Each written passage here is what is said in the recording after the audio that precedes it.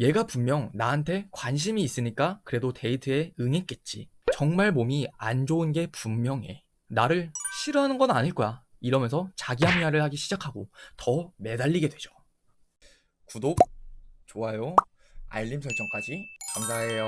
우리는 이성을 마주할 때 남자든 여자든 호불호를 타지 않고 매력을 느끼는 이성이 있어요. 시대마다 달라지는 특징, 가령 헤어스타일이나 패션, 화장법 등 달라지는 특징도 있겠지만 시대를 불문하고 호감형으로 비춰지는 특징도 있죠. 만약 여러분들이 이 특징을 가지고 계시다면 사실 연인 관계에서도 늘 심리적인 우위를 점하고 계셨을 거예요. 그리고 또 연애를 하지 않더라도 내가 남자를 어느 정도 골라서 사귈 수 있는 충분한 매력을 가지셨을 거고요. 남자의 입장에서 좋아할 수밖에 없는 여자의 특징에 대해서 말씀을 드릴게요.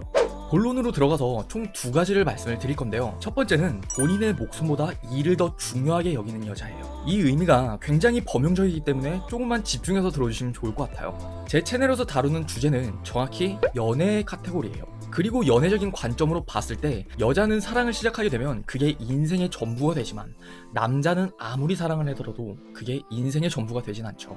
이런 남자들의 입장에서 일을 좀 더 중요시 여기는 여자를 보게 되면 섹시하고 매력을 느낄 수밖에 없어요. 사소하게 예를 들어보면 여러분들이 남자를 봤을 때 굉장히 일에 집중하는 모습을 좋아하고 그에 대해서 매력을 느끼시잖아요. 하지만 사실 이러한 부분에 있어서 매력을 느끼는 건 남자가 여자에게 좀 더 많다라고 이해를 해주세요. 그리고 또 추가적인 이유를 말씀을 드릴게요. 만약 여성분들이 100이면 100명이 다 공감할 수 있는 이상형이 있다면요, 늘 변하지 않고 꾸준히 나만 사랑해줄 수 있는 사람일 거예요. 여성분들 입장에서는 변하지 않는, 그리고 꾸준한, 이 말이 굉장히 중요하죠. 여자에게는 이 안정욕이란 게 있다면 남자에게는 정복욕이란 감정을 가지고 있어요. 여러분들이 방금 제 이상형에 공감을 하셨다면 그 뿌리에 바로 안정욕이란 감정이 있는 거예요. 그리고 반대로 남자들의 정복욕에서부터 출발하는 이상형이란 게 또 있어요. 그건 바로 꾸준한 설렘을 유지시켜 줄 수 있는 여자예요. 이런 꾸준한 설렘을 어떻게 지속시키는지는 제가 다음번에 자세히 말씀을 드릴게요. 그리고 오늘은 남자들이 그렇구나 라는 정도만 이해하셔도 충분할 것 같아요. 이렇게 사랑보다 일을 더 중요시하는 여자는 남자들의 정복욕을 끊임없이 갈구시키고 끊임없이 자극을 시켜요. 계속해서 내가 갖고 싶지만 잡히진 않기 때문에 마음속 늘 한편이 간지러운 거죠. 여러분들 혹시 그런 말 들어보셨나요? 생각이 모이면은 행동이 되고, 그리고 행동이 모여서 습관, 습관들이 모여서 성격, 성격은 그 자체가 된다라고요. 사랑보다 일을 중요시 여기는 사람들은 이 생각 자체가 다른 사람들이에요. 이런 생각 자체가 다르기 때문에 그 여자들의 행동, 습관, 성격 모든 것들이 남자가 좋아할 수밖에 없는 포인트가 되는 거죠. 그리고 두 번째로 남자라면 다 좋아할 수밖에 없는 특징은 본인을 먼저 생각하는 여자예요. 이건 여러분이 이해하기 쉽게 조금 다른 말로 해보자면 이기적인 여자 쪽에 가까워요. 조금 의외이지 않나요? 근데 제 말을 앞으로 좀 더 들어보시면 이 여자가 좋아할 수밖에 없게 만드는구나 라고 이해가 가실 거예요. 우리는 돌이켜보면 남자든 여자든 참 이상한 특성을 가지고 있는 게 있어요. 상대방이 나에게 맞춰주든 내가 상대방에 맞춰주면 그건 고마워해야 될 일이잖아요. 그런데 그게 몇 번만 지속되면 상대방은 그걸 아주 당연하게 여겨요. 나는 내 한 부분을 포기하면서까지 배려를 했는데 상대방은 아무렇지 않아 하고요. 물론 처음엔 고마워하겠죠. 하지만 금세 익숙해져 버려요. 호의가 계속되면 그걸 둘리로 알잖아요. 그런데 제가 지금 말씀드린 여자들은 좀 달라요. 이런 분들과 조금만 연애를 해보신 분이라면 분명히 여러분은 공감을 하실 거예요. 그 사람한테 내가 어느 순간 갈구를 하게 돼요. 처음에는 그냥 내가 당연하게 바라는 것들이나 생각하는 걸 안 해주니까 서운한 마음도 들고 이기적이라는 생각도 들 수 있어요. 왜? 내 전남친, 내 전전남친은 안 그랬었으니까. 그런데 이 과정에서 알게 모르게 여러분의 기대의 폭이 낮아지게 돼요. 그리고는 이해를 하게 되죠. 근데 그때 상대방이 나에게 조금만 잘해주잖아요? 그러면은 진짜 작은 거에도 굉장히 고마워해요.